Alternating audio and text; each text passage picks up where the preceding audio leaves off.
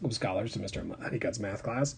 Now we're going to start making sign charts from tables or graphs of functions. So before we do that, though, I want to talk about continuous discrete functions real quick. Remember that continuous functions move between values, touch on all the values. You don't pick up your pencil when drawing it, something like temperature. Okay, discrete functions, they kind of teleport between values, skip over values. We will pick up pencils when drawing a graph. It's kind of like money in a bank account. So like I've used the analogy of like weight of fruit to talk about continuous sort of variables, and then discrete variables we've talked about like sort of number of cans of fruit. Okay, notice the distinction between those. This is important because when we're looking at zeros and continuous functions, so must the function equal 0 at some point? So looking at this, so let's say you got a bank account. Your bank account has $250 your bank in it.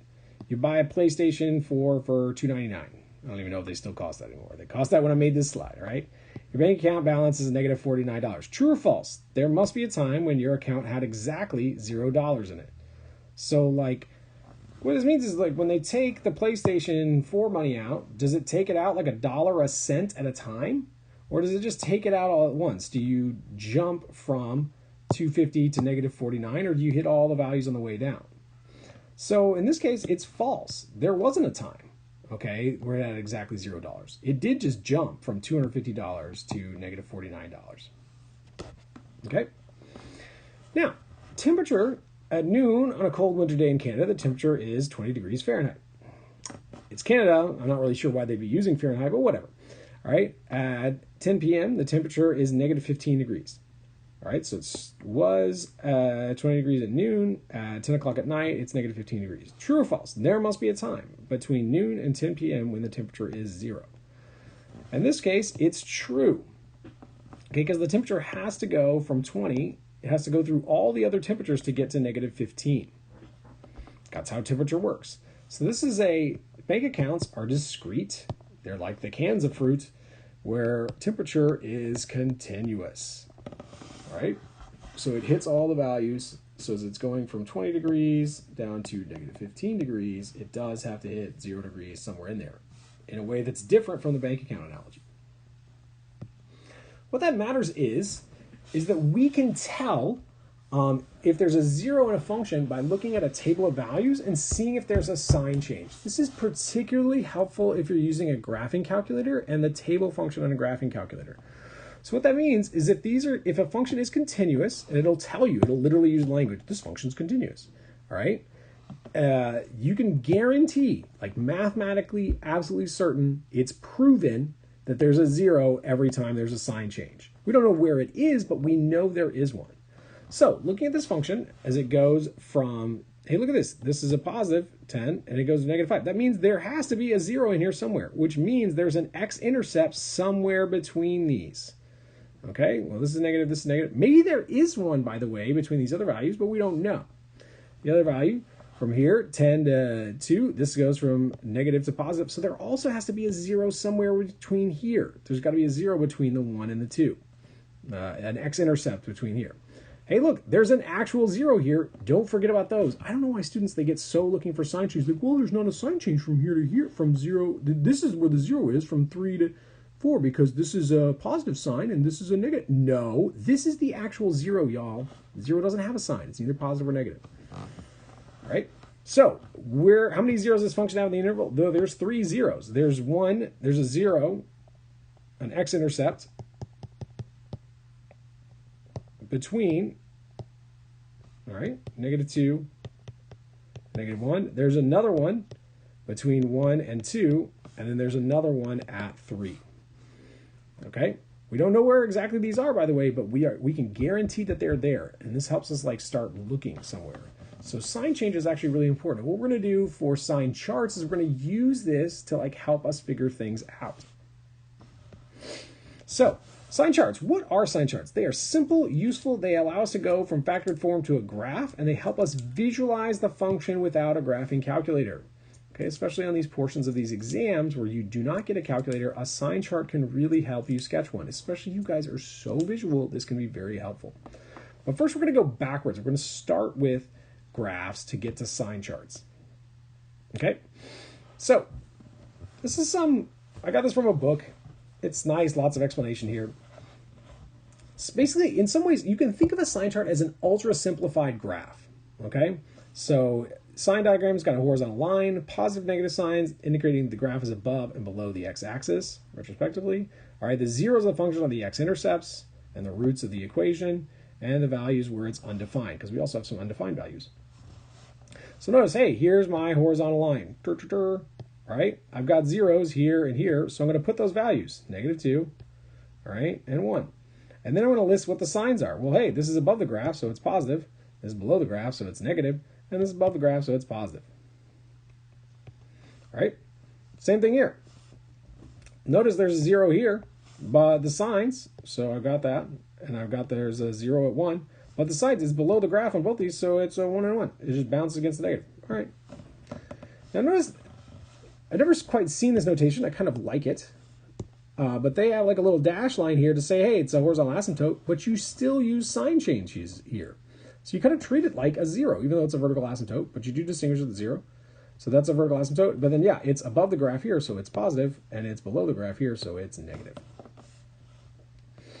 So, let's look again at this graph. Hey, we already know the zeros on this, okay, that we figured out from the graph. So let's make the sign chart. Okay, so we would have one at -2, we'd have one at 0, we'd have one at 1. So what's it doing to the left of this -2? Well, hey, it's negative. So we've got the 0, a 0, a 0. And then over here, what's it doing here? Between -2 and 0? Well, it's positive. What's it doing between 0 and 1? Well, it's negative again. And then, okay, it's negative. And then over here, it's positive again. So that's a really basic, very simple sign chart. I want you to notice some things. Notice on this sign chart that we have our right-in behavior here. It's telling us, hey, this is going to positive infinity. That's kind of encoded in the sign chart if you know where to look at it. And our left-in behavior is over here. It's going to negative infinity. That's kind of encoded in the sign chart as well. We're going to be able to use that to figure out in behaviors and work backwards. That's going to be, in fact, the easiest way to do it. It's a little more conceptually appropriate, or a little more conceptually rich, a little more conceptually difficult, but it's like procedurally easier once you get the hang of it. All right, so sign charts also can help us figure out the sign of the leading coefficient. So let's make a sign chart here. I got signs here, here, and here. So I've got, if I'm making a sign chart, okay, I've got the horizontal line, so then I got at -2, and then I've got 1 at 0, and then 1 at 1. And again, my left-in behavior is positive. Then the next portion is negative, and the next portion is positive, and the final portion is negative. Again, because I can use the right-in behavior, the very right one, to figure that out. Hey, that means my leading coefficient has to be negative, okay? So leading sign of leading coefficient. So notice we're kind of just going backwards with the material that we learned in the last video, which is why we learned it, in fact. Let's make another sign chart for this one.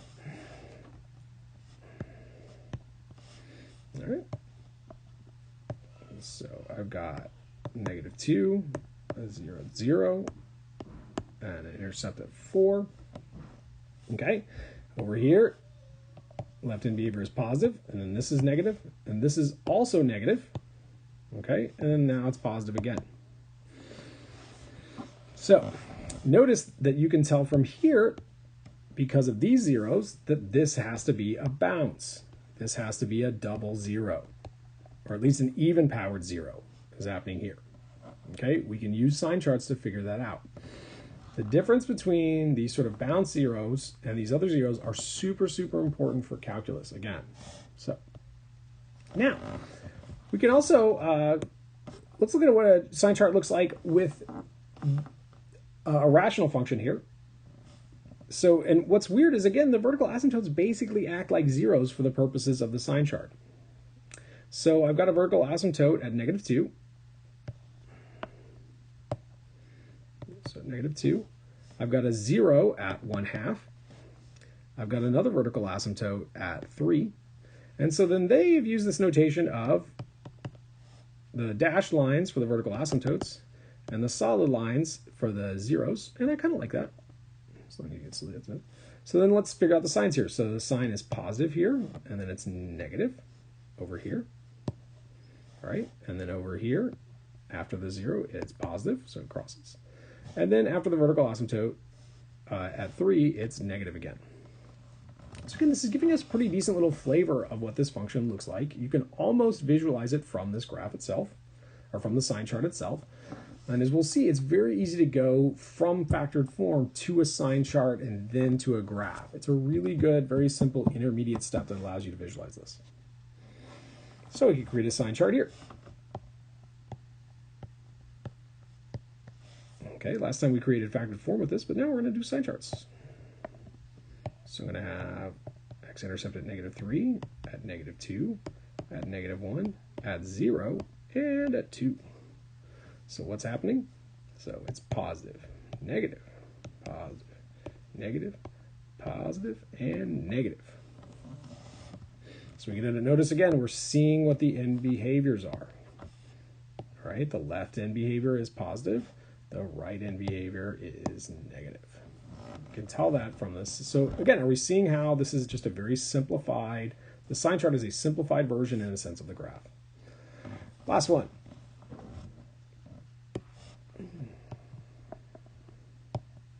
So I've got 0 at 1, at 3, and at 5. So before this, to the left of 1, it's positive. Between 1 and 3, it's also positive, which tells us this is a bounce. And then from 3 to 5, it's negative. And then 5 onward, it's positive. So that's what the sign chart for this one's going to look like. And that's it. That's how you make a sign chart. Notice they're pretty relatively easy to sketch. Yeah, that's how you do it. And you can get a pretty good idea of what's going on with the function from that. Next time, we're going to put all of it together.